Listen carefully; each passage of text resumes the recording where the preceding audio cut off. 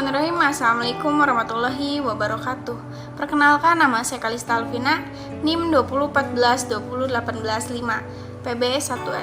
Di sini saya akan menjelaskan tentang sejarah singkat perkembangan tasawuf dan sumber ajaran tasawuf. Sejarah singkat perkembangan tasawuf. Istilah tasawuf di masa Nabi Muhammad SAW tidak ada. Demikian pula masa para sahabat Nabi Muhammad SAW dan tabi'in belum ada istilah.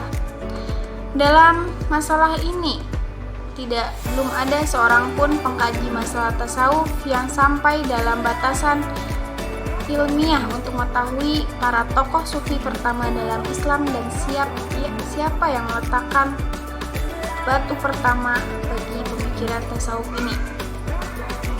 Tasawuf merupakan sebuah konsep yang tumbuh sebelum Nabi Muhammad SAW lahir, baik dalam segi wacana, perilaku, maupun akidah.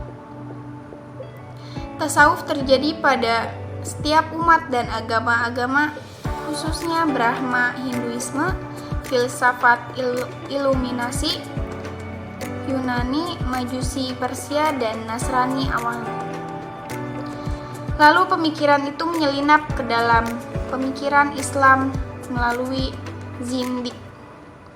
Istilah tasawuf itu muncul setelah banyaknya buku-buku pengetahuan yang diterjemahkan dari bahasa Yunani ke dalam bahasa Arab. Dan sebenarnya istilah ini berasal dari kata sufia (Sophia). Dalam istilah bahasa Arab berarti kelompok ahli ibadah untuk menyatukan batinnya hanya kepada Allah Subhanahu wa Ta'ala semata, sebab tujuan semata untuk mengadakan hubungan dengan Yang Maha Benar. Pada masa Rasulullah SAW, Islam tidak mengenal aliran tasawuf. Demikian juga pada masa sahabat dan tabi'in.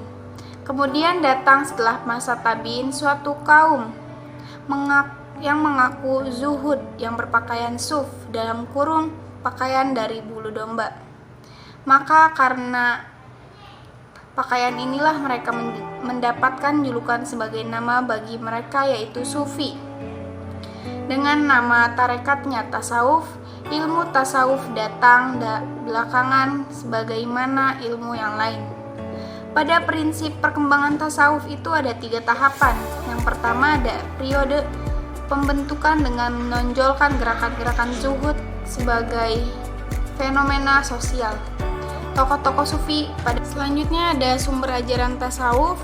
Sumber pokok tasawuf dalam Islam adalah bermula dalam pangkal ajaran agama Islam itu sendiri. Walaupun sebagai ahli yang mengatakan bahwa tasawuf Islam itu timbul sebab adanya pengaruh dari luar Islam. Dan kata sufi sendiri tidak disebutkan atau diterangkan dalam Al-Quran maupun hadis.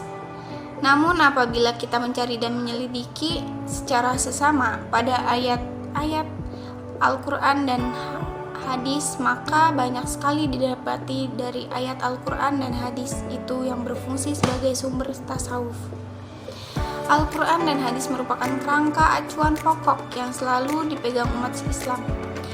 Berikut ini sumber-sumber tasawuf. Al-Quran.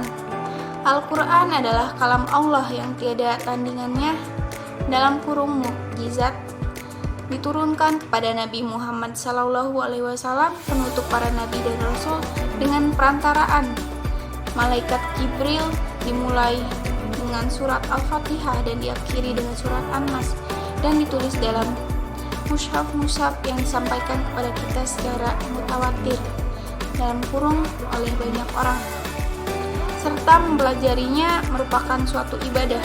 Dalam Islam, Al-Quran adalah hukum tertinggi yang harus ditaati.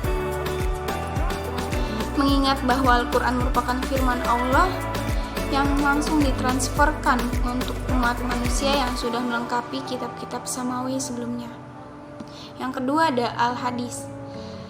Hadis yang jamaknya hadis memiliki padanan kata yang cukup beragam.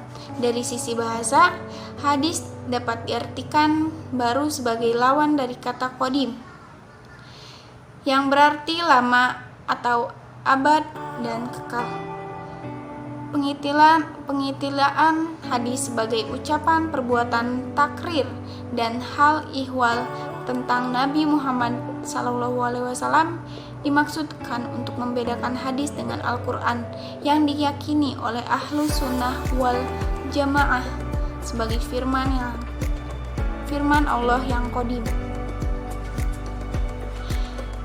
Yang ketiga ada ithadat para sufi. Ithadat para sufi dimaksud untuk menguraikan pemikiran-pemikiran para sufi mengenai tasawuf dan ini dapat digunakan sebagai sumber hukum ketiga dalam tasawuf.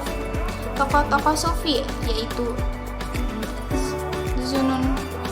Zunnun al-Misri, Abu Yazid al-Bustami, Al-Junaid al-Baghdadi, Al-Ghazali, dan Ibnu Arabi.